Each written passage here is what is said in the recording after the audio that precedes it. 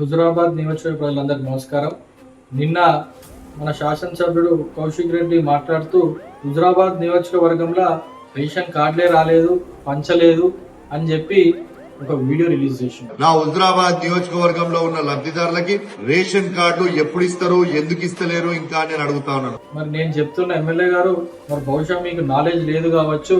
హుజురాబాద్ నియోజకవర్గంలో కొత్త రేషన్ కార్డులు 8,100 కొత్త రేషన్ కార్డులు, 18,400 మెంబర్ అడిషన్ అనేవి జరిగినాయి. మరి వీళ్ళందరికీ 3 నెలల రేషన్ బియ్యం కూడా సరఫరా జరిగింది. ఈ నెల 2 నెలలు అప్లై చేసి ఉంటే ఈ 1వ తారీఖు నుంచి వాళ్ళకు కూడా రేషన్ షాప్లలో తన బియ్యం అనేది ఇవ్వడం జరుగుతుంది. ఇదంతా అప్రూవల్ అయింది. బహుశా మీకు తెలియకపోవచ్చు, మీకు అవగాహన తక్కువ ఉంటుంది కాబట్టి మీకు ఐడియా లేదు. తెలుసుకోండి, అధికారులతో మాట్లాడండి.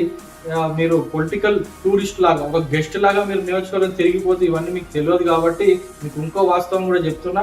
తెలంగాణ రాష్ట్రంలో ప్రజాప్రభుత్వం వచ్చిన తర్వాత, రేవంత్ రెడ్డి ముఖ్యమంత్రి అయిన తర్వాత 18 నెలలనే దాదాపు 8,64,000 కొత్త రేషన్ కార్డు, మరి 3,10,00,000 మందికి సన్నబియ్య కార్యక్రమం లబ్ధిదారులకు మేము ఇచ్చడం జరిగింది. ఇది కాంగ్రెస్ పార్టీ యొక్క చిత్తశుద్ధి. దయచేసి మీరు వాస్తవాలు తెలుసుకొని మాట్లాడండి.